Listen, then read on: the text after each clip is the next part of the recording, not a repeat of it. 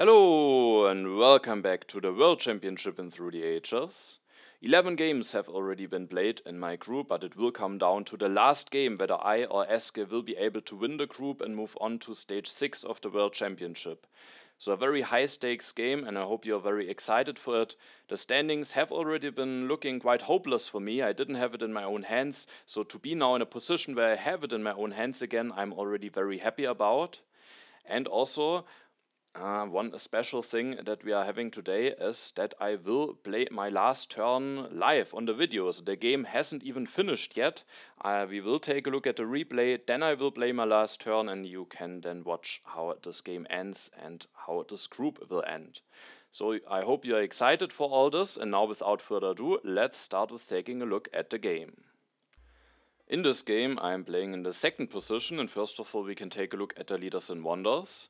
And there's definitely a bit of culture synergy there. We have Fleming and Hollywood in H3, we have Bach and Antoni Gaudi in H2, so not a lot of culture leaders, but there are definitely some there, and there's the potential to just go for a lot of culture production.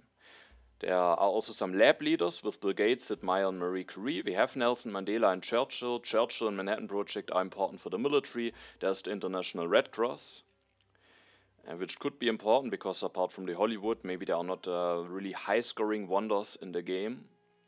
Then we have some military action leaders with Robespierre and Catherine. We have Newton as a very strong economical leader. We have James Cook, but no Suez Canal. There's no ocean liner service, but we have Railroad and Harvard College as strong economical wonders. The Statue of Liberty is there, as well as the Louvre. We have both of the science wonders in H1 with Silk Road and Universitas, as well as the Great Wall and St. Peter's Basilica. We have one military action leader with Jan Žižka, there's Barbarossa, we have Columbus and Isabella, maybe also to get some colonies, but there's no Suez Canal as a payoff, and we have both of the printing press and lab leaders with Leonardo and Gutenberg. Eske is in the first position, and he starts with taking the Acropolis, which is a very strong wonder in two-player games, and with there being some culture synergy in the game, there's definitely the potential that the Acropolis could do quite a lot of work for him. My pick was then relatively easy for me. I will go with Aristotle plus one of the yellow cards. And I think out of the leaders that I can pick now, Aristotle is just the best. I can take him together with the yellow card, and just taking some yellow cards and taking no leader I think is not really an option here. I could consider taking the patriotism, because it could maybe be nice if the library would be revealed, or maybe also the Roman roads, and to make it more likely I could take the patriotism instead of the stockpile, but especially in two-player games where sometimes it can happen that not really any military has to be built in H1, the patriotism A is maybe even worse than in 3 and 4 player games, and with that I just really rather wanted to have the stockpile. If the library or Rome roads are not revealed, either I can just go with the Colosseum, there's the St. Peter's Basilica for some synergy, the Happy Face can maybe enable some culture synergies, as maybe theaters could then be enough to fix my Happy Faces, or with Aristotle and with scoring some additional science, they can maybe also be fine with skipping the HA wonder, waiting for something like Silk Road, Universitas. So I felt like it's not important enough to reveal an additional card here in order to be willing to go for this patriotism. Eske will have now Moses as only leader available for one civil action, could pay an additional civil action for Hippocrates. He will go with Moses though, and I do think that should be the right decision, because with the Acropolis, Moses is actually quite nice, because with having more population you can maybe go for more urban buildings for a bigger discount, actually making use out of the increased urban building limit, so Moses and Acropolis definitely is a nice synergy. Now it is my turn. I will go with building a mine. I will go with increasing my population, going for Aristotle. I don't want to go for the Colosseum when I have the library as an alternative available. I don't want to grab the library now when I can take it for cheaper at the next turn. And so I think the best thing to do here is to just go for some standard stuff and then play the stockpile, just using my civil actions very effectively, so that I also maybe have some more free civil actions later on, when it could be nice to grab some technologies with Aristotle, and at the next turn I can go for the library, or maybe there's an early Silk Road and Universitas that I could then consider also, but the library at the next turn could be a very strong wonder to pick. I will draw an enslave and a colonization card. Eske seeds and opens the development of warfare, and we can see that Moses comes in handy immediately. Eske can take the second warrior while still having a free population to put into the second lab, not delaying his science production, also using his civil actions effectively, not having to waste some civil actions to maybe grab a lot of those HA yellows. He can increase his population twice, and front-loading your civil actions like that can also be a big advantage of Moses instead of having to grab some useless stuff. Now it is my turn, and I, as you can see, will actually not take the free warrior. I definitely first tried to take it, and I do think you could play a fine turn with taking the warrior. You could take the free warrior, then maybe take the library, increase the population to get out of corruption, build one step of the library, and then take one of those cards for one civil action, or not build a step of the library and maybe take one of those cards for 2 civil actions. But in this position I didn't like it too much to take any of those cards. I think Reserves is really not the most efficient card. Warfare can be fine, especially with Aristotle. I will score Science. It could be a nice technology to have, especially because with Eske having the Acropolis, maybe this copy of Monarchy will likely be taken away. And yeah, so then the military action from the Warfare might be nice to have. Maybe I could be fine with just taking the Warfare as one civil action, but then I also would make it that Alchemy falls down to 1 civil action for Eske, maybe giving him another nice option at hand that he could potentially go towards, especially also with Gutenberg coming down the road, with him having the urban growth that he wants to spend at some point. So I at the end made the decision to not take the warrior. That will give me now 2 advantages. First of all, I can build a second lab, not delaying my science production, getting that going quicker, and I can just spend all of my civil action on my own civil actions on my own civilization. That of course means that I go into consumption early, but especially with Aristotle, I do think it is nice to front load your civil actions a little bit in order to have more free ones when you can maybe start grabbing some nice technologies. I will then draw 2 cards. I draw actually 2 Fighting Band Tactics. Eske seeds and opens the development of crafts. That will actually allow me, thanks to the 1 resource of the stockpile, to already finish the library at the next turn if I want to. Eske will use the resources to finish the Acropolis already this turn, will take the Monarchy, and at the next turn will have enough science to develop it. Now it is my turn. I can't really use my politics action. I will finish the library, getting even more science production started. And then it was relatively clear to me that I want to grab the alchemy in the rich land. The rich land will help me to get my resource production going quicker. As soon as I have a chance to get iron, and the alchemy will score me a science with Aristotle, and it's nice to have. But there is an alternative that I could do. Instead of grabbing the alchemy with Aristotle, I could go for Gutenberg, elect him, take the alchemy for free, and take the rich land. So that could be interesting. I, with having the alchemy in hand, can definitely get some more Gutenberg activations out of him. And there's actually an iron coming down the row, and I think the ideal way to use Gutenberg is maybe when you can slowly go for those alchemies, but at the same time to some other useful stuff. And if I would manage to go for iron and alchemy parallel, then that could be a very nice use out of Gutenberg. The problem is, first of all, without help from developments, even when I develop the alchemy with a discount from Gutenberg, I don't have enough science to at the next turn develop the alchemy with an action from Gutenberg and already develop the iron, making that definitely not for certain that I will be able to do it. And also, Eske might deny the first copy of iron, maybe not allowing me to go for some Greek resource upgrades, maybe also not allowing me to do the thing with going for alchemy and iron on parallel. So that's definitely not for certain. And then if I don't have the iron available, for example, going for the alchemy very slowly with Gutenberg could be fine. But at the end I made the decision to not go for him and rather leave myself open for one of the other leaders. Leonardo could be strong, maybe Anchushka could be very fine. If I could still draw a strong colony for Columbus. Actually Columbus will also be gone, so he isn't an argument, but I was hoping for some other decent leaders, and with that I just grabbed the alchemy with Aristotle, which will at least score me 1 science, and I also grabbed the rich land. Then I will draw a colonization card and a good harvest. Eske seeds, he is seeded every turn, so now the event deck is already shortly about to flip. The development of agriculture is revealed, giving Eske even more food that he can potentially spend with Moses. He will now use the urban growth to build a religion.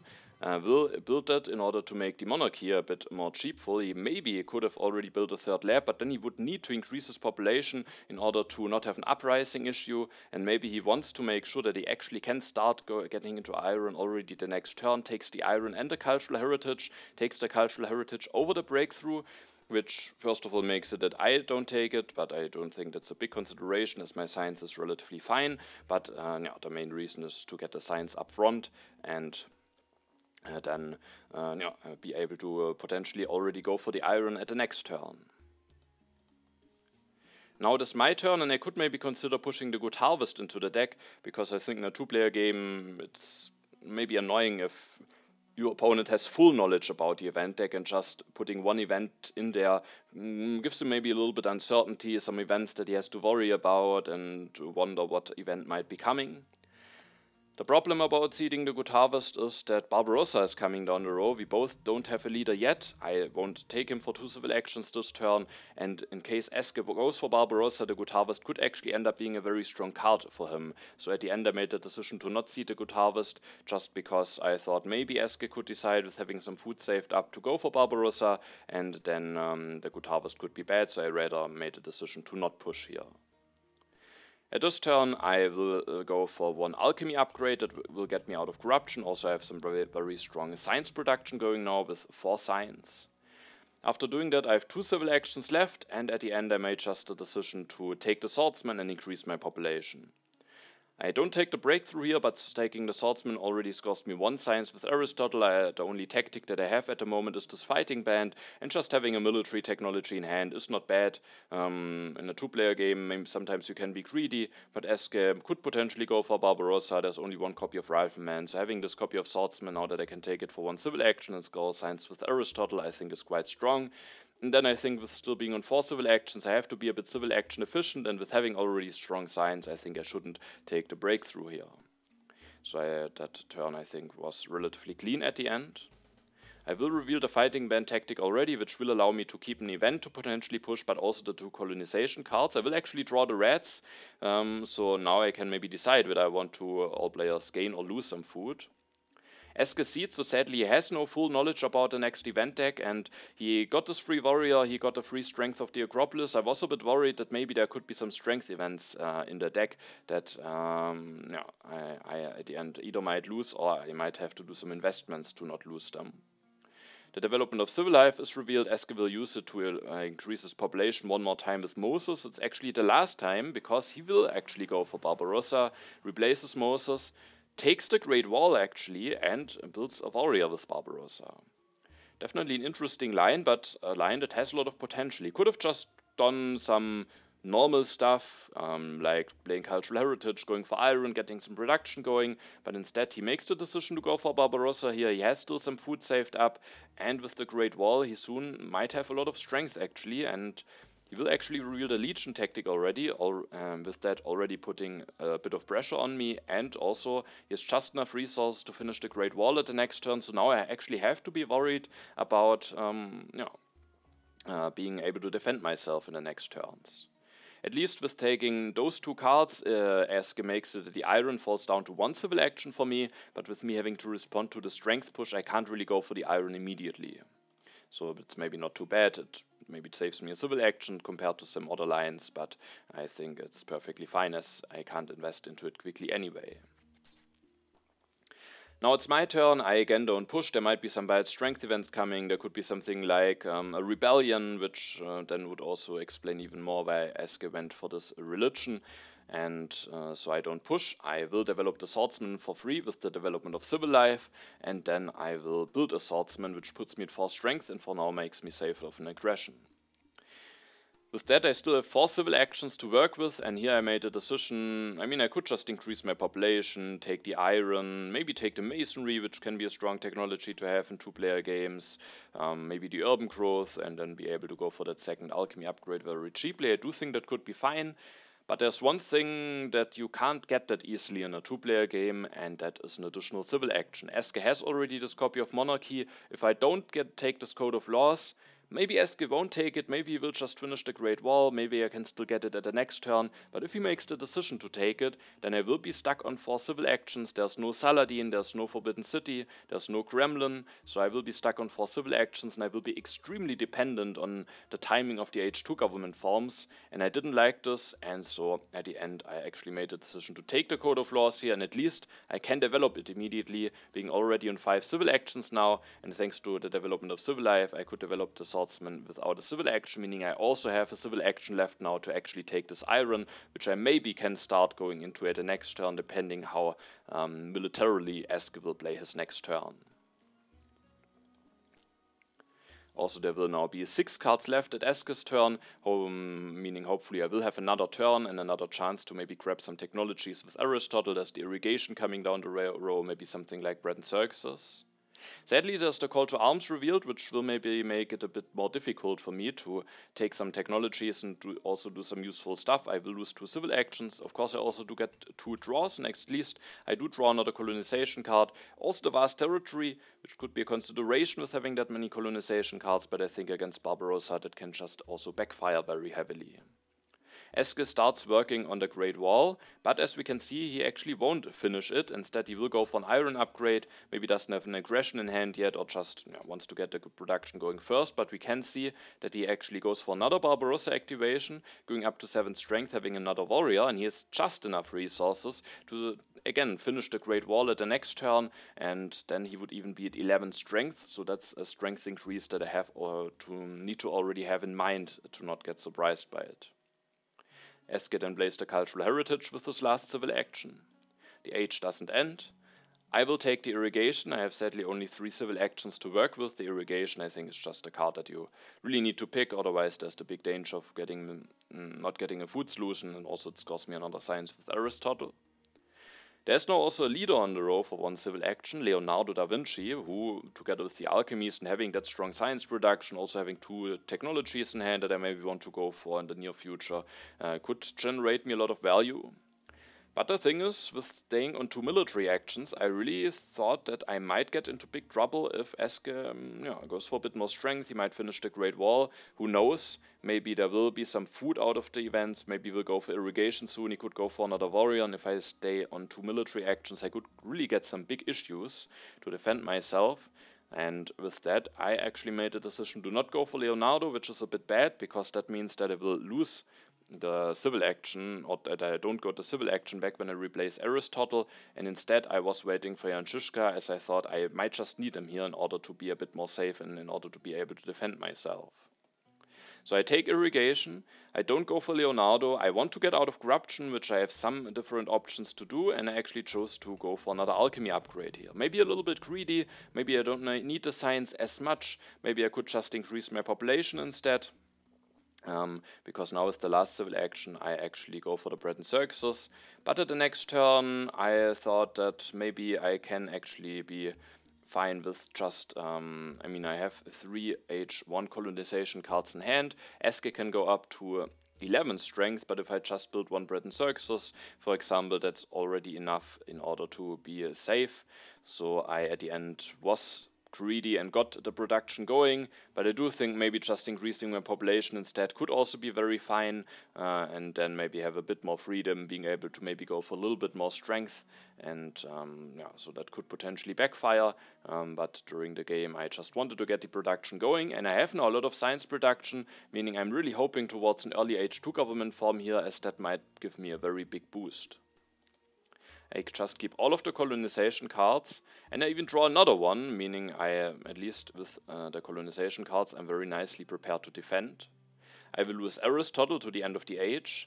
Eske seeds and opens the Crusades, sadly another strength event, meaning that at this point Eske has already a little bit of a culture lead, will now start to finish the Great Wall, get even more culture production. I at least will also get more culture production when I go for Jan Žižka. And actually, when I go for Jan Žižka, I even get an additional strength, so I don't even need the Bread and Xerxes, so maybe I can even play it a bit greedily and go for an iron upgrade already, which I think I was also considering. Eske this turn will finish the Great Wall. He also needs to do it in order to not have an uprising. It's now at 11 strength, and I need to respond to it, but Jan Žižka will help me with that. Also, we can see that the first card from H2 is actually a coal. I didn't commit to iron yet, meaning that potentially I can still leave myself open for coal and maybe go for the potential better resource upgrade. I will start this turn with going for Jan Žižka. With that, I'm 6 strength behind, which is just the amount that I need in order to be able to defend myself. And then I have 3 civil actions left, and it was a little bit difficult for me in how I want to spend those civil actions exactly. Without the coal being in the row, I probably would have just maybe gone for an iron upgrade, increased my population. I do think I would have spent my civil actions very effectively. Maybe I could still do it, but the very early coal is just very tempting here, I think, especially because it comes together with the Transcontinental Railroad and could maybe be the start of setting up a very big economy in addition to my already good science production. So at the end I made a decision I don't want to commit to iron here. I want to leave myself open to go for coal if Eske doesn't deny it, and I didn't expect him to deny it. I could then maybe build a Bread and Circuses. I think in this event deck I don't have to expect a rebellion because Eske seeded with having 2 unhappy workers. And then I invest 3 resources into the Bread and Circuses that I maybe at the moment not necessarily need. And maybe that will slow down how quickly I will be able to go in for some resource upgrades. I didn't really like to maybe develop Bread and Circuses, build one and increase my population. Especially because I also don't have enough resources then to go for a coal upgrade at the next turn. And so at the end I increased my population. That is already enough to get me out of corruption. And with the last 2 civil actions I did something interesting, which is maybe a little bit questionable, but I do think it's probably a fine move here. I actually grabbed a drama.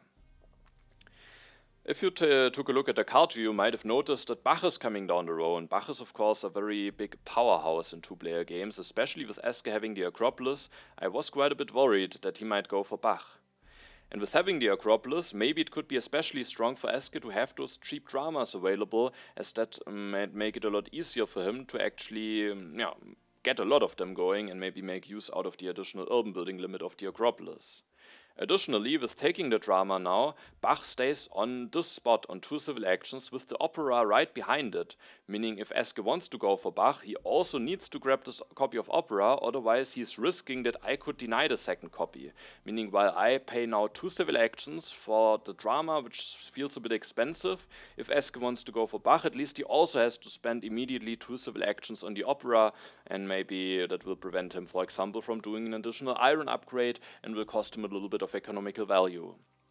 And also I'm in a position where I will start my resource production relatively late, meaning that maybe having the dramas for myself could also be fine, especially if I maybe also can get some food production going and maybe go for Antoni Gaudi or maybe for Bach myself in case Eske makes the decision to not go for him. Going for Bach myself wasn't really that nicely possible, as Eske, with putting some military pressure on me, forced my actions a little bit with going for Jan Žižka. He has now already drawn some H2 cards, meaning I just think I can't risk getting hit by an aggression here, and then going for Bach is just too expensive, I think, and I maybe can hope if Eske goes for Bach that I can maybe go for Antoni Gaudi or just set up a very strong economy, maybe with the coal, with the railroad or something, so then maybe go for Newton, and so at the end I took this drama for 2 civil actions, but it's not the last action that I'm doing during this turn. While 5 strength is enough to defend against an aggression,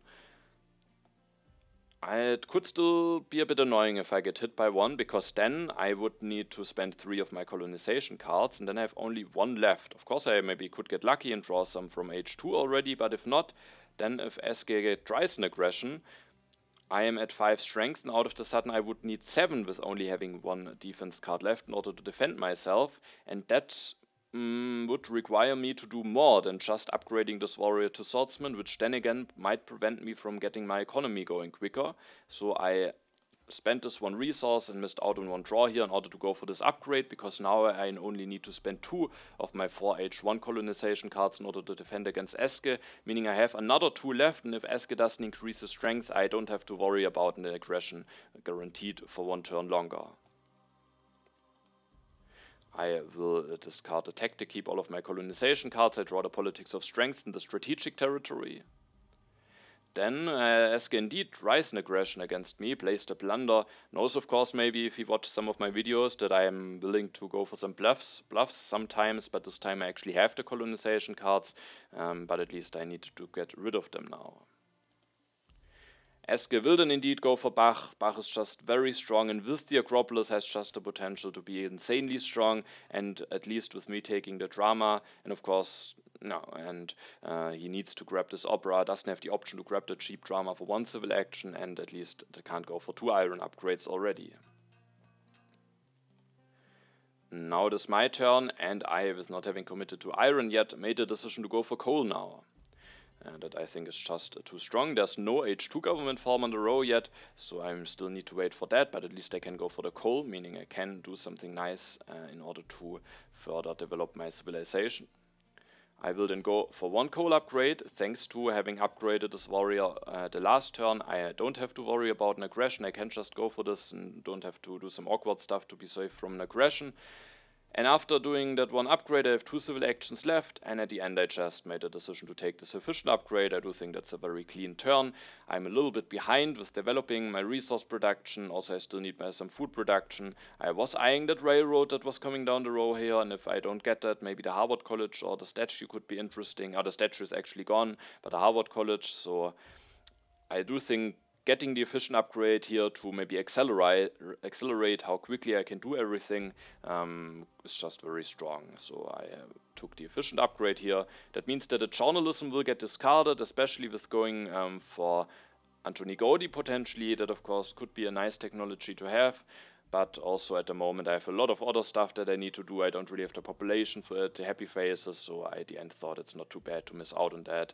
And this copy of Cavalryman will still stay on the row, so I still have a chance to grab that at the next turn, or if it is taken away there will be a second copy. I will draw 3 cards, the Cold War, a blunder, and the classic army tactic. That's nice to have the tactic. Now I just need a copy of Cavalryman and I have a way to get some strength going. Sadly, Eske will get more value out of the strength that he has pushed for. Now we can understand why he went for this Barbarossa. I mean, this Barbarossa play, even without events, would have already done some damage. For example, it might have prevented me from maybe going for Bach for myself. And now he wins also quite a bunch of strength events. At the turn before, he didn't elect Bach, could have elected him already, getting the 2 additional culture production started immediately, but he didn't do it, probably because of the fray, because now he can take 2 food from that, do another Barbarossa activation, and only then go for Bach, being now at 13 strength, developing the opera, going for the last iron upgrade, upgrading the religion to opera, going up to 8 culture production, and starting to run away with the culture a little bit, as I'm only at 6 culture at the moment. Then he also takes the breakthrough, which is a very valuable card for him, with only being on 2 science production. Now it is my turn. I don't really want to push those events, as at the moment I'm not equipped to win the Cold War and also the colony. I have those cards, but those are only from H1. I will start my turn with going for another upgrade to my coal mines with the efficient upgrade. And then I made a decision to indeed go for the railroad here, because I will be falling behind in culture by quite a bit. I did plan to probably go for Antoni Gaudi at the next turn, as I maybe can at least produce a somewhat nice amount of culture with him and start to not fall too much behind, to leave myself a little bit more flexible with my options, because I don't want to be in a position where I'm forced to get into military, especially with me not having being able to go for some farm upgrades, meaning that I might not have a lot of population to work with, and especially with having not a lot of population to work with, I think a wonder is just something strong to invest into. And with that I went first of all with taking the cavalryman, so that I can guaranteed go for the classic army tactic. I went with the railroad, and I already built a step of the railroad. Sadly, I can't finish it at the next turn if there's no help from the event deck, but I might go for some food upgrades, for example. Maybe there's the selective breeding on the row, and then as soon as I finish the railroad, I will be at 10 resource production, which could maybe allow myself to, when I at least don't fall behind too much in culture, maybe build up a lot of culture production in H3 and potentially aim towards a very big Hollywood, which could be possible with having that strong resource production. I don't take any of those cards to make sure that Antoni Gaudi isn't discarded. One thing that I didn't like to see is that the Harvard College is coming down the row. I think I couldn't, it wasn't really an option to take it here, it just isn't as useful for me as the railroad is, and yeah, but the thing is, Eske can go for the Harvard College, and that will make it that he maybe a lot more easily and can put maybe 1 or 2 more labs into the Opera while still having a bit of science production left. So I thought the Harvard College is a very strong wonder for Eske here, but I also figured that I can't really do anything about it. I will draw 3 cards here. I will draw another colonization card, an event, and an aggression. As you can maybe notice, I actually didn't make sure to defend against an aggression here, and that is why, because there was just not really a nice way to do it. I think it would require way too much sacrifices here. I need to take some risks because Eske is already running away with the culture. I need to get some nice stuff going that allows me to maybe come back in H3 with culture, and that was a risk now that I was willing to take. There's a chance that I draw a defense card, there's a chance that Eske doesn't have an aggression or that he has one but doesn't want to try it, and at the end I draw the defense card and now I can defend against an aggression. But as you can see, Eske actually doesn't try an aggression, instead he will see it, but the event revealed maybe hurts as much as potentially getting hit by some aggressions. It's the Dark Ages and I will actually lose 8 more science than Eske. Well, sometimes you can say if you have some strong science production, it's not too bad to lose some. It still is a very big cost, I think. I still need a government farm, I maybe need a cavalryman, some urban technologies, maybe something like strategy could be nice to potentially also apply some military pressure at some point on Eske, and the 9 science that are lost now will just, yeah, will be, I might miss them, there's definitely the big potential for that. So, no. In this situation, I think it's definitely a painful event. At least I have still enough science left to go for a government farm if one is in the row at my next turn. I maybe could have anticipated this event. Maybe I could have, for example, already developed a cavalryman. So that could potentially turn out to be a mistake. Eske, at his turn, will indeed go for the Harvard College. I think it makes a lot of sense for him, and he is also willing to go for the architecture, which I think also makes a lot of sense.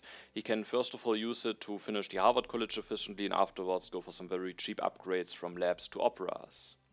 As you can see, I actually seeded here, which could potentially very much backfire. There might be some bad strength events, but at this point, I was definitely, especially after losing those Dark Ages, I was a bit worried about this game, and I thought I might need to start taking some more risks. I need to score some additional culture. It's actually the first event that I played this game. And I don't get punished here. There's actually a somewhat helpful event for me revealed, as the turn was a little bit tricky to play, as I couldn't finish the railroad, and the new deposits will actually allow me now to finish the railroad already this turn, getting closer in strength to Eske and being now already on 10 resource production. I actually see that international negotiations, as with the railroad and with having this tactic, I was hoping that maybe I can take the strength lead. Maybe I also have to take the strength lead in order to put a little bit of pressure on Eske. I have now 2 civil actions left, and yeah, I can here potentially just take the selective breeding, which would make sure that I have a good and strong food solution available, but then I would miss out on Antony Gaudi, and I just thought that maybe I need to go for Antony Gaudi, or maybe I could also go for Catherine, but Antony Gaudi has just the potential to maybe at least somewhat compete with Bach. I mean, Bach and the Acropolis is just insanely strong, but if I can get 3 or 4 different urban building types, then 4 culture per turn, might at least make sure to not fall behind too much. So I think I need to go for Antony Gaudi here, meaning I don't grab the selective breeding, but I still have the irrigation in hand. The problem is it's a bit late for the irrigation. I can go for that the next turn only, and then it might still be helpful for me. Maybe something that I need to do if the selective breeding is now taken by Eske. But I might not have the most population to work with. So I will take Antony Gaudi, and then it was a bit tricky. How do I want to use my last civil action? I could elect Antony Gaudi already, taking another card, maybe either the cannons or the frugality. I didn't like it too much to take the cannons because I don't need them, and if I don't take this one, then the last copy will be contested, and maybe Eske has to overpay for it, especially if he has the tactic that he wants to fulfill. The frugality could maybe be fine, especially because I might have some issues with my food production. Problem is if I'm electing Antony Gaudi, I'm losing a culture reduction, I'm losing a card draw, I will drop down a little bit in strength. It could be nice to maybe keep some of those colonization cards, the Cold War and the Tactic. And so at the end I made a decision to not elect Antony Gaudi. With that I can't take another card, and what I did here is to actually build a religion.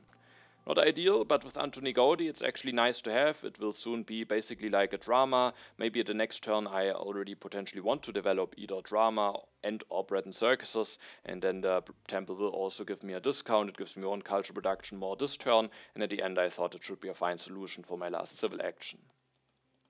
I will keep 2 colonization cards, the Tactic and the Cold War. I draw another Tactic, but now it depends on whether I will get the cannons, but the classic army might be better anyway. Eske Seeds and the Barbarians are revealed. Eske has the most culture, so that event isn't doing anything, and I was glad that those H1 events weren't any events that did more harm to me. This turn Eske will just finish the Harvard College, which I think makes sense. Then he will deny the selective breeding, is not denying the strategy. Going for a bit of military could maybe also definitely be a way back into the game, but might also be challenging, as said, with my low population, and of course then I am dependent on my H3 draws a lot. So now Eske makes the decision to not deny the strategy, instead rather denies the selective breeding, and then goes for an upgrade from his labs to the Opera. Is now already at 13 culture reduction and is really running away with the culture here. Now it is my turn. I at this point made the decision to not push the Cold War. I already committed to the international negotiations. Maybe you could argue I just should further commit to some strength events, but if I push now, I just fear that maybe that could be revealed a little bit too quickly at the next event deck, and that I am not prepared yet to go for them. And maybe if I won't get stronger and then Eske, then if only one strength event is in the deck, maybe I could potentially allow myself to stay weaker. But if I put a Cold War in now, I have to fight over those strength events if I want to or not. And while maybe I want to go for a bit of military anyway, putting maybe a bit of pressure on Eske, on the other hand, another way to come back into this game might be to play very greedily. It's just build as much culture reduction as possible, hope for a big Hollywood, and then and then it could be bad if I have to worry about strength, just because of the strength events that I put into the deck. Maybe I shouldn't have put the international negotiations there, but I also just felt I need to start taking some risks. But this time I just felt like it might now be coming too quickly if I push. This turn was quite a tricky one, and I thought a lot about it. There's a copy of Conmon coming down the row, but if I take and develop it, then I have a few civil actions left, and I actually need to do a lot of stuff. I have the irrigation in hand, I have some technologies in hand that I might want to develop with Antony Gaudi. There are some potentially interesting cards in the row, especially the strategy.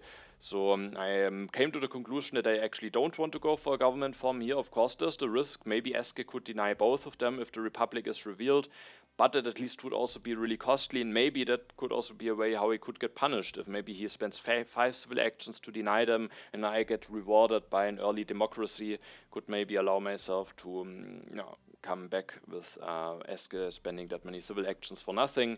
So I at the end came to the conclusion to not go for the Conmon here. And I came to the conclusion that I want to develop one of those technologies. I thought about going for the drama. I could potentially even build ones, going up to 7 culture reduction, making sure to at least not fall behind too much in culture. But the problem is, this team sports is the last happy phase solution from H2. I can't really allow myself to take it. I have too much to do this turn. But if I don't develop the bread and circuses this turn, then Eske might just take the team sports. He maybe also still needs a happy face solution for himself, at least potentially. And then if I don't have any happy face solution, it could just be a bit problematic. I'm very limited on where I can put my population. I'm very dependent maybe on something like professional sports. And there's no Marlene, no Chaplin that I might be hoping towards with the drama.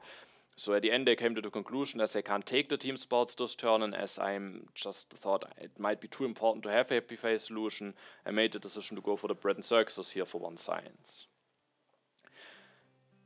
Then the most lines that I considered involved going for the irrigation here, and potentially already going for some upgrades. There was one line that I considered, where I actually don't go for this, where I instead build a bread and circuses that actually already gets me out of corruption thanks to still having 3 blue cubes on bronze mines. Then I can take and develop the strategy and take the revolutionary idea. Making this investment into strategy with the revolutionary idea, still having a somewhat nice amount of science left, also taking that revolutionary idea away from Eske. I didn't like it really to leave that available for him. But then, of course, I wouldn't have the irrigation available, so that would be a very big price to pay. But I thought maybe I need to take some risks. Maybe I hope to for something like an early mechanized agriculture. The problem is in 2-player games there's only 1 copy, and I at the end came to the conclusion I can't. That's too big of a risk. I'm not that desperate, and I will develop the irrigation. So that's the next thing that I'm doing here. Now I could still do something like maybe developing strategy and then either taking revolutionary idea or building the bread and circuses, doing something similar, but having already developed the strategy.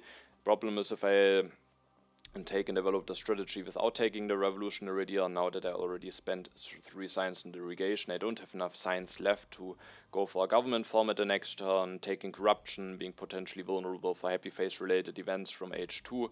And in order to grab the revolutionary idea, I didn't feel that great.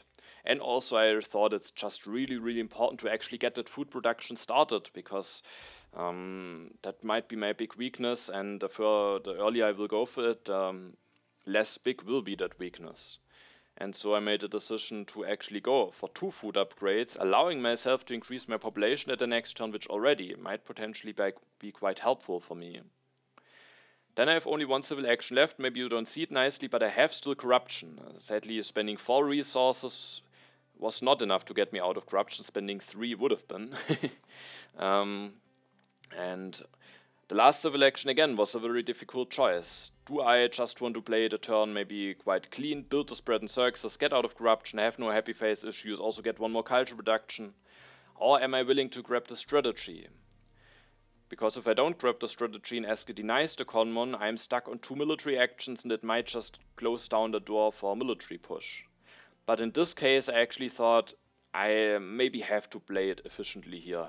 I don't know yet if I even want to go for the military, if I can allow myself to spend the science and the strategy as I still want to get into a government form, and if I maybe get the right cards and maybe have enough population to work with to actually do something with the military. Maybe if I get an early Manhattan project or something, then I might still have a chance to get something like military theory or fundamentalism. Of course those cards could be denied, but there are at least some different solution and not only one, which is the case with the mechanized agriculture.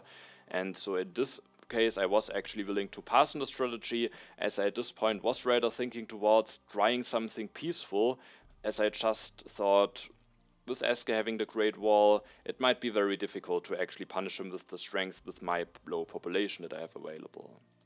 So I build a bread and circuses, get out of corruption, have an additional culture production, have my happy faces fixed at the next turn. Thanks to those 2 farm upgrades I will have a free population, but I can't take anything from the row. At this point it definitely hurt a little bit that the government forms were so late. First of all, of course, it cost me some science from the Dark Ages, but also being that late in H2 is still on 5 civil actions, is definitely a downside or a disadvantage.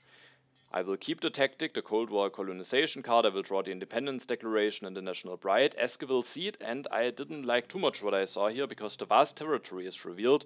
I just need to go all in here. It would distract me a little bit, but also help me with my population, and I just need to make it as expensive for Eske as possible. Eske is winning it for 7. I was hoping that maybe he has to send a Legion tactic now, but sadly he actually wins it for just a warrior with 3 colonization cards. And that I was not happy to see, because getting those 4 yellow tokens at that cheap of a price is a very big benefit and will allow him to maybe a lot more easily defend against a potential military push and maybe even put more population into culture production. So I didn't really like to see this vast territory, one for this warrior. Eske goes for the cavalryman here, takes the breakthrough, develops the selective breeding, starts going for some food production, and then increases his population. The last copy of cannons is actually not in the row yet, so I could potentially deny it from Eske, but I have that many things to do that it would just be extremely costly for myself. I'm actually the strongest here, meaning that that event pushed here by Eske is probably a no strength event. It might be something else that might potentially be bad, but I just thought I need to see it here, and I need to see this independence declaration.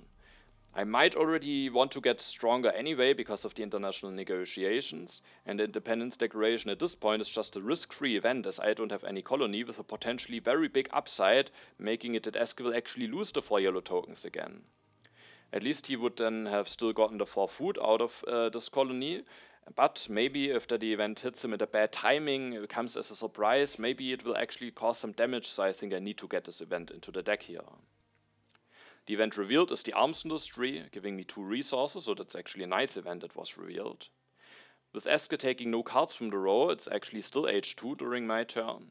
And also Eske didn't bother about denying the Conmon and let it be available for me, meaning now I will go for the Conmon. Of course I could maybe hope towards an early democracy, but it's just too strong and I need military actions as well to get more draws immediately once we enter H3, so I will go for the Conmon.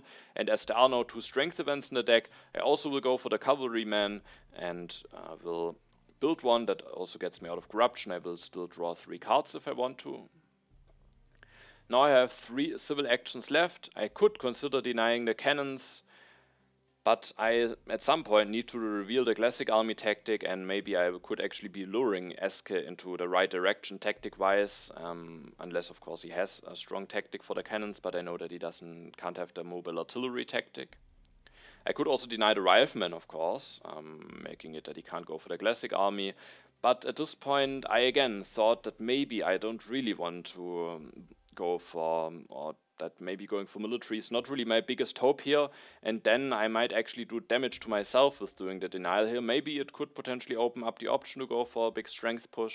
But maybe the actually more important thing here might be that Eske needs to spend some civil actions to take those cards instead of having the civil actions to maybe take some yellow cards or do more stuff on his own civilization. So I think it's actually quite relevant here to maybe let those cards in the road to at least make it that Eske needs to do some stuff.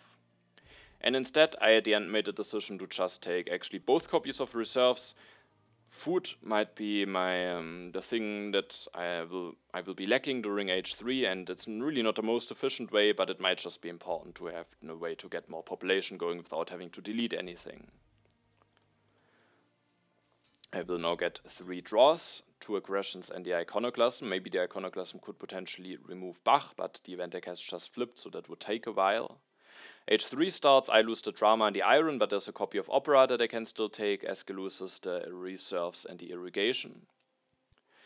Eske this turn will take the cannons for 2. I made it that the cannons will stay on 2. He will take the rifleman, the wave of nationalism, develops the cannon, sadly gets stronger, meaning that he is prepared for the potential strength events to come. He is building 2 cannons, so now I was really worried about him having either defensive army or fortifications as a tactic, together with the Great Wall that would make it very difficult for me to try something with the military against him, and also maybe could even allow him to be aggressive against me if I maybe want to try something peaceful. And also with those strength events, it could be a bit bad if he has a nice tactic. With the independence declaration just potentially being a very big setback for Eske, I didn't want to risk here to see it, especially because the events, it's a bit questionable on how nice they will be. Who knows what will happen at the time when the National Bride will be revealed. At Iconoclasm, not the National Bride, and so I made a decision to not push here, even though you could argue that maybe I need to take some risks, but there are 2 strength events that I seeded, maybe even Eske has seeded some, so I skipped the politics phase here, especially as I will get stronger during my turn with going for the Manhattan Project. At the turn before, I thought that maybe this could even be a situation where it could be strong to go for the Louvre, as I don't have a free population, not a lot of science. Maybe just at least making sure to not fall behind too much in culture with the Louvre could be fine, and I could still go for the Louvre, but I think now that the Manhattan Project is there, that is just a lot better. It just gives me 13 strength without requiring any population. It makes me stronger immediately, at least scores me 5 culture, not a lot, but at least a little bit, and it leaves myself a little bit flexible because with having the 13 additional strength, maybe out of the sudden, I can be a bit threatening again if I maybe have the classic army and air forces or maybe even draw an H3 tactic. So I just felt like the Manhattan Project leaves myself a bit flexible. I, even after finishing it, still, thanks to having my good resource production, have a decent amount of resources left. And so this turn, I think, is just too clean, getting me out of corruption, making sure that I get stronger, and yeah, putting me at 27 strength. At the end of my turn, I actually made a decision to use my free military action to reveal the classic army tactic, which drops me 1 strength down and also makes it that Eske has this knowledge now, but he now committed to cannons. It might be, or I was fearing that he has an own tactic, but even if he doesn't, it is quite costly for him to now make a transition into it. Of course, he knows that I can go for it and can plan towards it, but I thought it is just a lot more important to use this free military action, because if I want to try to come back into the game peacefully, I might need as many draws as possible generally. If I want to try something with the military, I might need to draw some wars. If I try something peaceful, I might need to draw some good impacts in order to catch up the culture. And so when I reveal it now, I can maybe build a cavalryman at the next turn potentially and have the tactic already going while having now 3 draws this turn and at the next turn. So I think it's maybe important to reveal this already now. I don't take the opera, but there's a copy of movies coming down the road. If Eske denies it, I could potentially be a bit limited towards my peaceful options. Eske will increase his population, builds another cannon, and he sadly has the fortifications tactic. Luckily, it puts him just at 26 strength, so if he isn't going for even more strength, I at least might be able to push here and potentially win one of those strength events. But yeah, him having the fortifications tactic with the Great Wall might make it very difficult to try something with the military, even with having the Manhattan Project now. Eske then denies the mechanized agriculture, could of course use it for himself, but I think that might be a denial because he sees that what my weakness is and takes an option away here to potentially fix that weakness. I'm not sure if it was necessary, I'm not sure if I would have gone for it, maybe I would have gone for it, but yeah, maybe it's just also too slow, it's too big of a science investment, and maybe I just need to delete some stuff at some point or play those reserves for food. So maybe it's not necessary, but it's still a cheap tech and might still potentially do something for Eske, especially because there's a red cross in the game, and with having the architecture, maybe that could be a way for Eske to go for a nice wonder. Now it is my turn, I really need to push here, and I made a decision to push the Cold War, which is definitely not a safe event, especially if Eske goes for second fortifications tactic soon, but I also can build 1 cavalryman and get a reasonable amount of strength in addition to the amount that I'm already having.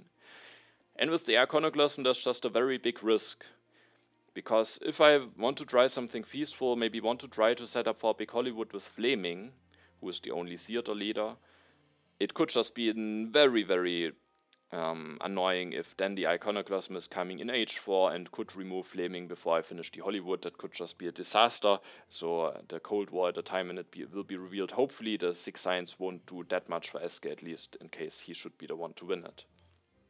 So I see the Cold War, and I was happy to see that the Independence Declaration is revealed. I do think it's important to reveal that one quickly, causing some issues for Eske now immediately. When we take a look at his turn, he will lose 4 yellow tokens, causing an uprising issue immediately. Now he doesn't have enough food left to actually increase his population, needs to play the reserves first maybe, doesn't maybe then have the easiest way to get more military going. So I was thinking that it was a very important reveal here, and to keep Eske occupied and maybe cause some troubles for him.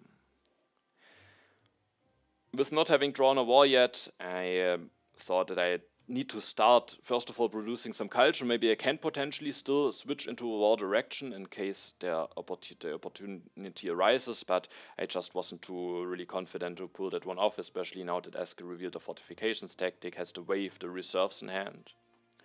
So with that, I rather aim towards a peaceful option, and I started it with setting up a copy of movies, getting me out of corruption with building it, going up to 10 cult reduction at least, which is still a lot less than Eske is having, so I'm still falling behind, but at least I'm starting to close the gap in production, not the amount of culture, but at least the production.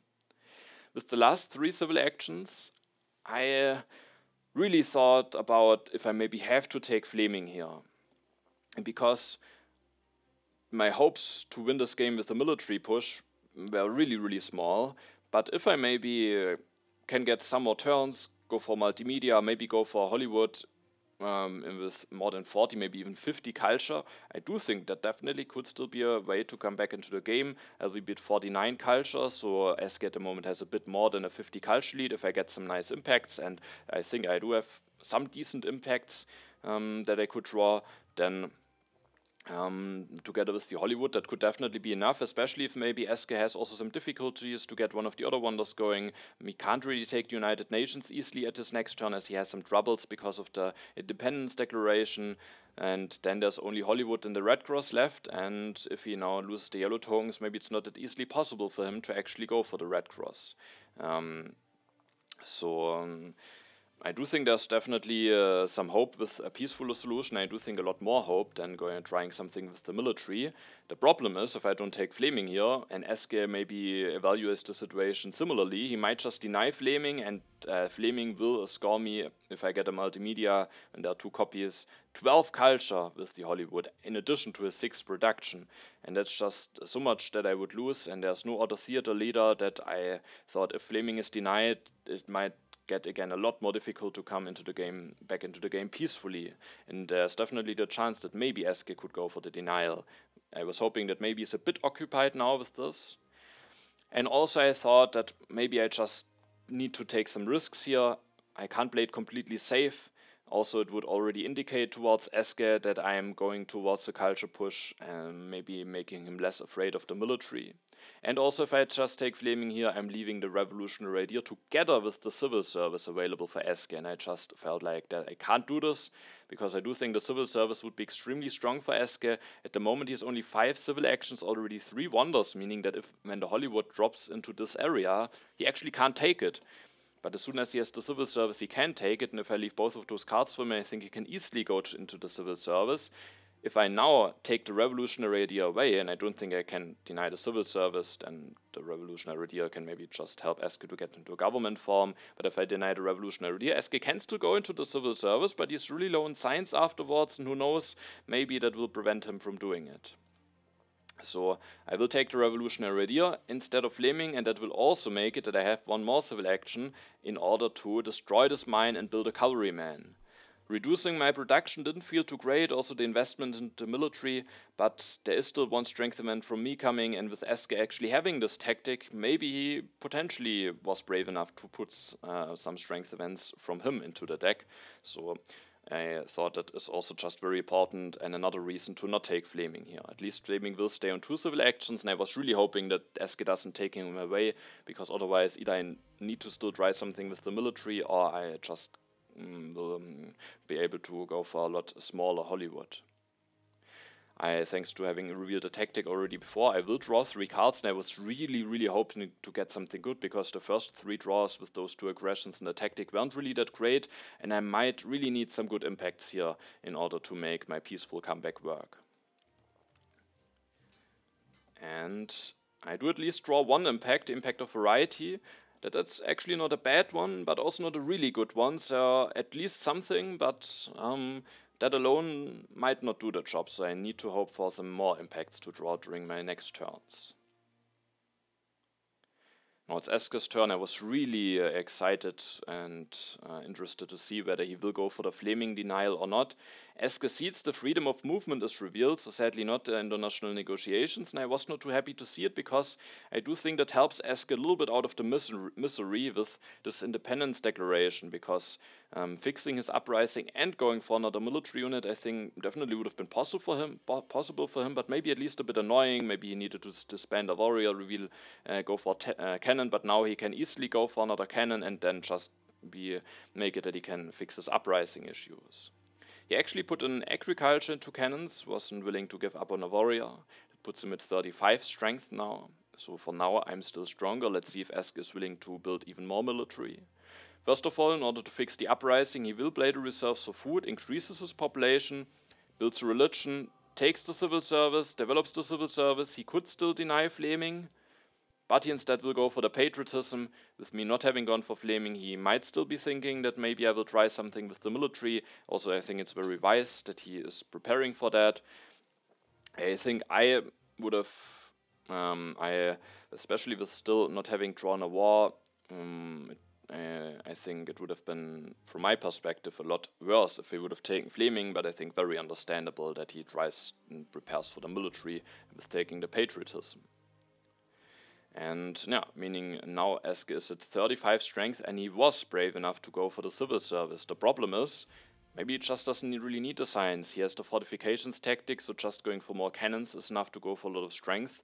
And he has the Acropolis with opera, so he can even go for another opera at some point with Bach, and even go for more cultural production in case I try something peaceful. Maybe has still the potential to go for a government form with the Acropolis discount and one revolutionary idea left in the deck.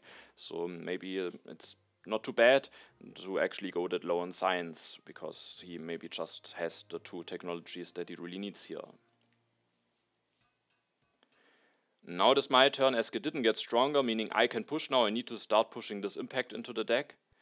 There's no international negotiations revealed, but also nothing that hurts me. Instead, the emigration, which doesn't do anything. I think I have to take Fleming here. I think my hope really lies in getting the Hollywood here. And I have no war, and I don't think a war will really work here with Eske having wave and patriotism. So I need to try something with Fleming here, I think. I used the freedom of movement to put an alchemy into movies. Without the freedom of movement, maybe I would have actually already gone for multimedia this turn, but now I don't have enough resources left to achieve it, or not enough civil actions. I could potentially play the reserves, but then I don't have enough civil actions. I will take Fleming only in hand, keep Antoni Gaudi. Maybe that's unwise, maybe I should already elect Fleming, but Gaudi not only gives me one culture production more than Fleming at the moment, but has also the potential to actually save me 4 science for the multimedia, and with that, I think the ability of Fleming to take a look at the cards is not good enough to compensate for that. I mean, it depends on what exactly I would see. Then I made the decision to take 2 cards from here, 2 yellow cards. I can't really take more. If I could have, I would have taken all 3, but then this multimedia lands in the discard spot and Eske can deny it, and I need 1 copy of multimedia for the big Hollywood that I'm hoping towards, which Eske, now that he went for the civil service, can deny, so I now really need to hope that it will be revealed at the right time. And so I first thought I really want to have the endowment, just getting the 6 culture, but at the end I actually made the decision to go for both engineering genius and the reserves. First of all, depending on what events will be revealed, how many yellow cards I will be able to get, every bit of resource that I take here could make my potential Hollywood even bigger, which then would score me a lot more culture than the endowment. And even if it doesn't, of course, then maybe the endowment could have been better, but at least I deny the reserves from Eske, which still could be a useful card for him, especially if I get the Hollywood, which I need to be hoping towards, then the red cross will be left for him, and without the reserves, maybe he will have some difficulties to actually make use out of it. So also that was a consideration to take the reserves here. Sadly, I can't take the endowment as said, because then the multimedia will be in the discard spot. Instead, I played 1 copy of reserves for food, as it will allow myself to get a population out immediately at the next turn. Bad thing is that maybe Eske, if he seeds and reveals the international negotiations, would actually give me some food anyways. He doesn't need it at the moment, and then the food that I play now with the reserves is a bit lost. Maybe I could play it for resources and stay flexible for the order. Maybe that is actually a mistake here. Maybe I could have just played it for resources, but I at the end played it for food, because it's not a given that Eske seed. It could be possible that Eske will get stronger after his turn, so I at the end played it for food and then played the revolutionary idea. And now I was really hoping that the Hollywood is not revealed, because that could potentially already be the end of my hopes.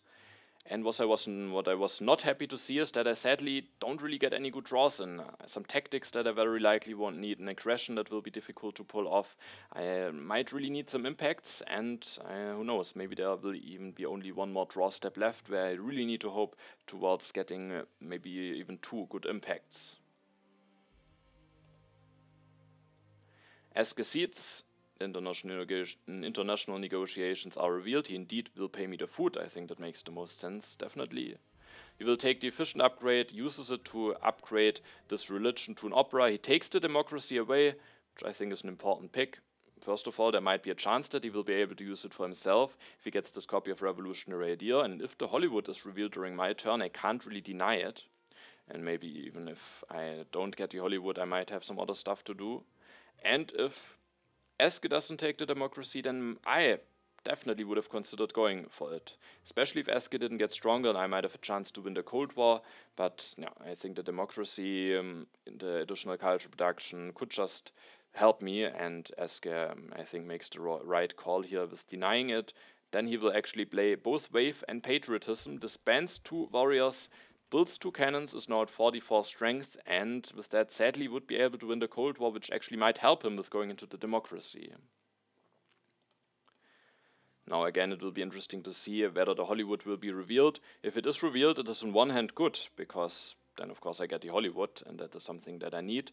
On the other hand, maybe the best case scenario for me would be if it is not revealed yet, then not again on Eske's turn, and then it is very late revealed, so that I now have one more turn where I can just maximize culture production, prepare myself, and then take the Hollywood. But of course, if the Hollywood is revealed now, that's at least also make sure that I can go for it. And as you can see, the Hollywood is on the row, so this turn I need to take it. Also, as you can see, I made the decision to seed here the Iconoclasm. Of course, that might feel like a weird decision, the Cold War is in the deck, there might be other strength events, but I just need to get every bit of culture that I can get. The Iconoclasm could really cost me in case Eske seeds 2 times and I seed 2 more times, and I need to hope towards me being able to seed 2 more times. Then the Iconoclasm would just be revealed at my last turn, removing Flaming before I can finish the Hollywood. But even with that risk, I just thought I need to get every bit of culture that I can get from somewhere, and I just need to hope that Eske maybe doesn't push 2 times, and that I maybe will be able to push 2 times, and that maybe the Cold War isn't revealed immediately or something else. I just need to hope towards those things, I think. So, yeah, I see that the Iconoclasm, and there's no Cold War revealed, but the international agreement, which might allow Eske to take some cards if he maybe doesn't have some strong impacts to play, or potentially even a war to execute, because there's one issue with me going for this Hollywood. And I need to do it, even with there being the risk of a potential war. Because the problem is, Eske will have this copy of Revolutionary Idea available, and he could potentially take it, play it, take and develop the fundamentalism, destroy 2 things, go for 2 more cannons. If he has a war, he could win a war against me, because what I need to do here is to take the Hollywood, take the multimedia. I can't build any unit, I can't play it safe, I need to play it greedy here, otherwise I just can't catch up. So I need to play it greedily here, meaning I can't really set up for a war. I have only 4 military actions, the fundamentalism and maybe also the communism will be gone. And also the thing is, I have then not enough military actions to threaten to go for a second army and the air forces. And even if I would have, I do think a war here, even if Eske loses it, might be very much worth it for him if it just distracts me from building a big Hollywood. So I was really hoping that Eske didn't draw a war. He actually had only 5 H3 draws so far, if I remember correctly. So the chances are maybe not that big, but it's possible. And if he has one, I think it might be the best thing for him to go for it. I will take the Hollywood, I will take the multimedia. The question is, do I want to go for Flaming? And I think in this case I will go for Flaming, because I think it's very likely that the age will end before my next turn, and especially with the international agreement, which might be activated by Eske. And then I can't use the discount in the multimedia anyway from Anthony Gaudi, and now maybe being able to take one look at Eske's hand before his last turn might be relevant to maybe see an impact or something that he could put into the deck.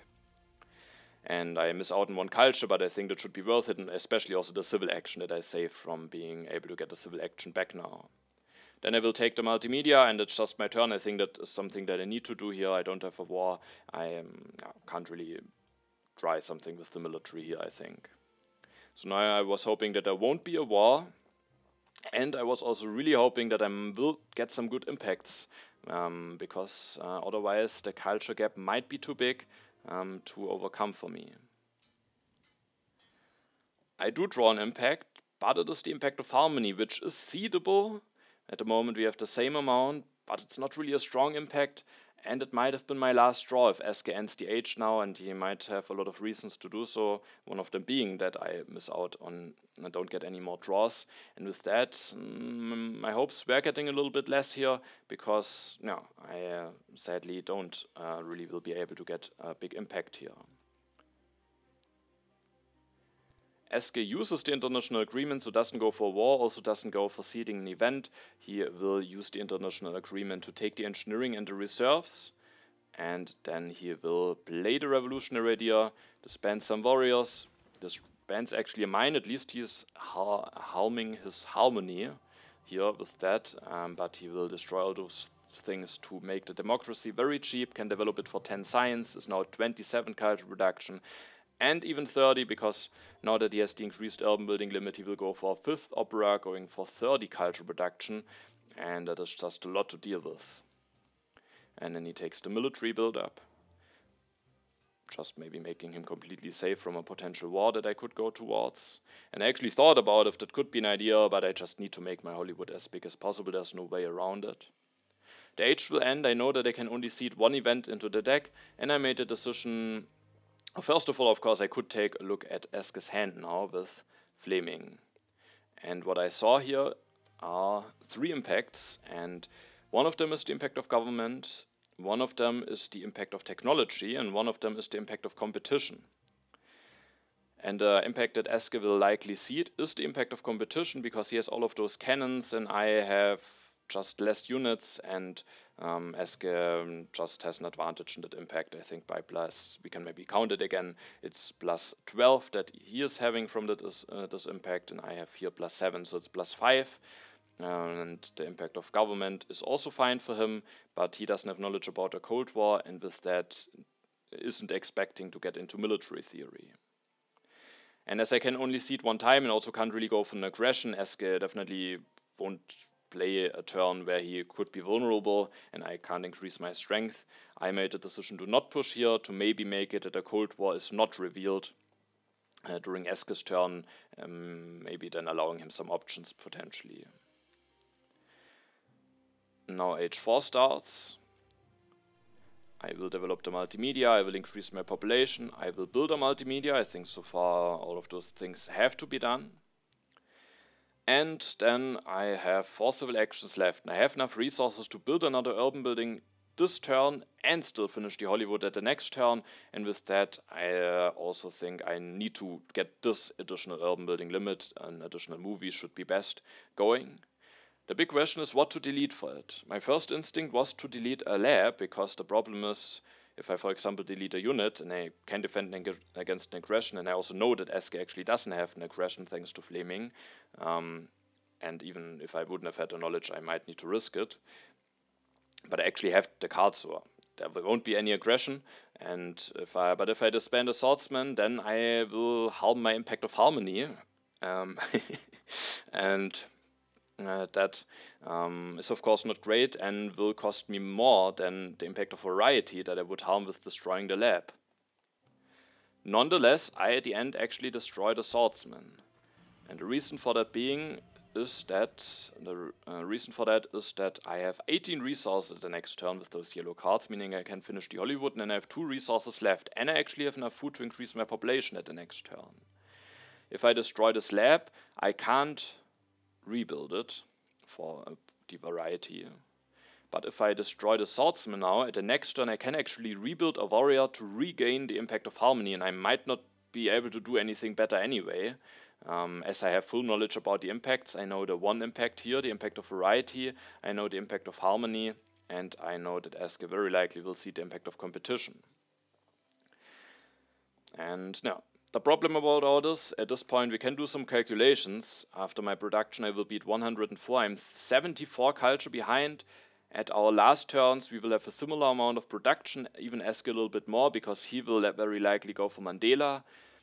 And my Hollywood at this point will be at 42. And yeah, that's not enough to overcome the gap, especially because my impacts are not really that great. Variety giving me a little bit of points, harmony giving me a little bit of points. There's of course the hope maybe that Eske will destroy something in order to build something, making his harmony a little bit less good. But no, with the amount of points and things that I have knowledge about, I won't be able to win this game. But one thing that I maybe can hope towards is that the one unknown H2 event is something like economic progress, and that would allow myself to go for an additional urban building limit and finish the Hollywood. However, it would only allow myself that if I take this urban growth here. First of all, I will take the satellites, because that will give me some points towards the impact of variety. And then I first thought about developing satellites, doing something else, but I need to play towards my outs here, and one out could be maybe that an economic progress would be revealed. And even if that is revealed, I might still need to hope for something like Eske maybe blowing up a mine and harming his impact, so that I get more points out of the impacts. So at this point there's not a lot of hope left, but that could be a hope, and I do think I have to take the urban growth here, as that without it, I, even with an economic progress, wouldn't be able to go for another urban building and finishing the Hollywood. Then it's now Eske's turn. He will see the Cold War is revealed, which sadly gives him 6 additional signs, and which will actually give him some points, because now after going for Mandela, he will actually be able to take and also develop the military theory, which sadly will result in 2 additional points for the impact of variety, could potentially even result in 3 additional points for the impact of government. And actually I also just realized that when thinking about the impacts, I somewhat forgot about the impact, or about Mandela when considering the impact of government, so that one could actually be the one seeded. That was a mistake that that was one thing that I didn't consider. So maybe the military theory might even help him for both of those impacts potentially, but maybe he also pushed the impact of competition into the deck. And as you can see, now we are done with the replay, because as said, I haven't played my final turn yet. The bad thing is, of course, there's almost no hope left, but let's maybe at least find out together what this last H2 event is when I will push this impact of harmony into the deck. Because maybe it will be something that will give me additional resources. I hope it won't be anything where after that I have to calculate a lot, or maybe I have to hope towards that, because that would mean that something good was revealed. But I mean, if there's some complicated decision to make, I will maybe pause the recording for a moment if I want to think in peace and then continue it. But yeah, first of all, I need to see it here. Without it, I have full information, I will just lose. Even with the perfect event, now that Eske might have potentially even a strong impact of government, but also didn't harm his impact of harmony, I didn't calculate it through, because I was too lazy, as I need to hope for it anyway. It doesn't change anything if I calculate it or not, but that maybe could make things a little bit closer. So let's just see together what event will be revealed when I push this impact of harmony into the deck. And it is no economic progress, instead the popularization of science, which actually gives me 3 additional culture compared to Eske, but that amount is probably not enough to bring me back into the game. We can now play my last turn. I will of course first of all finish the Hollywood, and I don't have enough resources to build any of those buildings, of course, in addition to it. Now I have 42 culture scored with that, so definitely a very decent Hollywood. I can now increase my population. I know that impact of agriculture isn't in there, and while I could potentially build something here with the urban growth, I know that the impacts don't really reward that, and religion only scores me 1 culture, so the best thing that I can do here is put this into warriors. I can develop the satellites, and then I have 1 civil action left. And when we take a look at the culture, I will get 23 production, so I'm at 178. And that is just too big of a gap, and with my impacts in there, sadly it won't be enough. So yeah, but there's not really anything that I can do this turn. Hopefully I don't miss out on anything now that I play this turn live, basically. But yeah, I don't think there's anything, and especially nothing that big that it actually could bring me back into the game. So let's end the turn.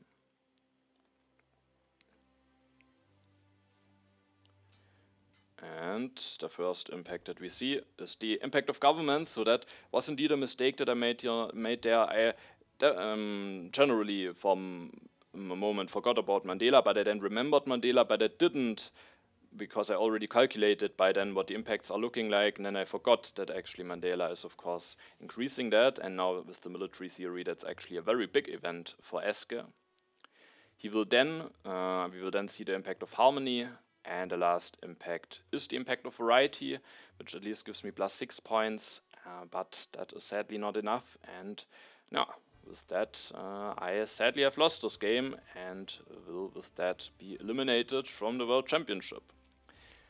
But Eske has won this game. He will be able to continue, so congratulations for him to first of all to win this game, but also to win the group, to make it further in the World Championship. I think he played a very strong stage, so congratulations. This game I think went a little bit unfortunate for me. There were some bad events that I got hit by, which is of course also the advantage of having something like the Acropolis and Moses easily being able to take a free warrior. Also Eske did some investments showing that a strength push can definitely do a lot of work. Maybe the biggest thing that the strength push did was potentially even to not really give me a nice option to take Bach. Who knows who the game could have gone if I would have had Bach. Maybe Eske could have then gone for Antoni Gaudi, but I think with the Acropolis it's just insane what Bach can do at the end with those 5 operas. So I do think the strength push really did a lot for Eske, winning some events and maybe causing me to not take Bach. Then I think the H2 government forms, them being a bit late, was also maybe a bit unfortunate. If one of them would have been revealed early, maybe I would have gotten a bigger economical boost, would have had less issues maybe to get my things going at the end of H2. I was really tight on civil actions and had to make some really tough calls. Also, I got hit by those very big Dark Ages, which limited the options a little bit later on in the game. So there were some not so great events, and then we can just see how strong the Acropolis can potentially be in a 2-player game if it isn't really countered. I went for the Manhattan Project. For a moment I thought, maybe I can do something with the military, but I went for the irrigation relatively late because I was occupied with doing some other stuff. Maybe I should have gone for it earlier, but then I would have missed out on some other stuff, maybe wouldn't have had as much resource production, and then such a big Hollywood, maybe it wouldn't have been possible. So I do think it just wasn't that easily possible to go for the irrigation a lot earlier, and then I was just a bit low in population also. And and at the end I also didn't really have some good impacts. I have some impacts to play. If maybe Eske would have been unlucky, if he wouldn't have had any nice impact, maybe only a neutral one, and I would have, instead of those 2 impacts, 2 good ones, maybe there could be something possible. So I do think the peaceful approach could have potentially worked. I might have needed some luck. I needed the luck to get the Hollywood, and that one I got. But in addition to that, I also might have needed some more luck about who gets which impacts, and with the impacts that I got, I sadly wasn't able to get the necessary points. And so with that, this game is ended, and even though you already basically know the standings, we still will take a look at the final standings of the group now. And with that final result, we have the following final standings. Eske is able to win the group. With being able to win this last 2-player game, he has even quite a bit of a lead. He played a very strong stage, or has some very strong results now, and is the deserved winner of this group. And I am hoping that he will do good in the next rounds, because if he maybe makes it to the finals or maybe even wins the whole thing, then I can at least say that I got eliminated playing against maybe the future world champions. So hopefully he will do good in the future rounds, and definitely very well played by him. He didn't do best or wasn't that great in the 4-player games, but after that in the 3 and 2-player games he got some really strong results going. Trufile also was maybe the player least known at the beginning of the stage, and he definitely has shown that he can compete on a very high level. At the end it wasn't enough to move on to the next stage, but he finished with the same amount of points as me and definitely showed some nice play. For Momo, I think things went a bit unfortunate at times, but he still got a very strong 4-player game going. The other results then didn't go his way, so I Chufile and Momo sadly will now be eliminated, and Eske will be able to make it to the next group or to the next stage. And now at this stage, I think I just maybe did some misplays. Of course, the one very big thing that you could remember when thinking about this is this game, the 3-player game that I lost, where I got hit by a double aggression, which was just completely unnecessary.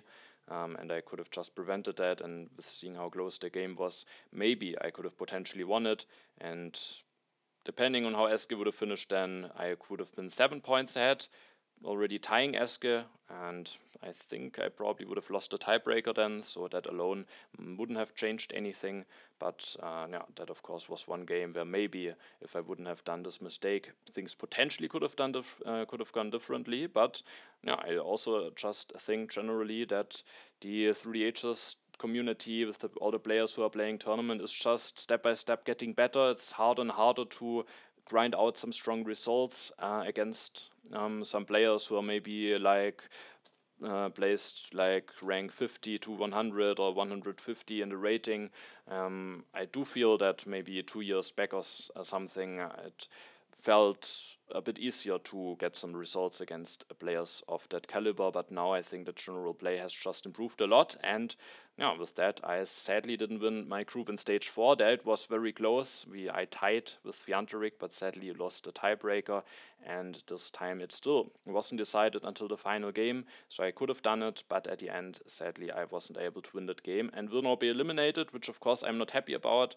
I wanted to show that I can still pull off some nice results, as I said at the beginning of stage 4, but that didn't go that great. But it will still be exciting to see how the World Championship will be going. I will think about if I will still cover some of the games, and you can also write me in the comments if you would be interested in that, which would of course come at a cost of maybe covering some games less where I'm actually involved. And there will also be one more game from this stage coming, and a very, very special game, but I won't say anything more about it. Although of those who are on Discord will probably already know which game I'm talking about. So there will be one more game coming from stage 5, from this stage. And then after that, I will have to see what is coming next. Maybe I will be covering the upcoming Intermezzo Championship season where I'm playing in Grandmaster, or maybe just some games from stage 6. With this game finished, we can see that now actually the stage is over. I also ask where a little bit of sloths, taking a lot of time. When there are some very high stakes, I definitely have the tendency to some procrastination about my moves, and so sadly we made it that maybe it slowed a little bit down how quickly the next stage can be started, but now at least it is done and the next stage can start, and I hope you are excited for that. But sadly I won't be part of the tournament this year any longer, but next year I will have the chance to give it another try. But now enough with talking. Congratulations again to Eske for moving on to the next round, and good luck for him in the upcoming rounds. And then I say thanks for watching, thanks for following me through this World Championship this year, even though it is sadly a little bit shorter than the last years. And then thanks for watching, have a nice time, and see you in the next video.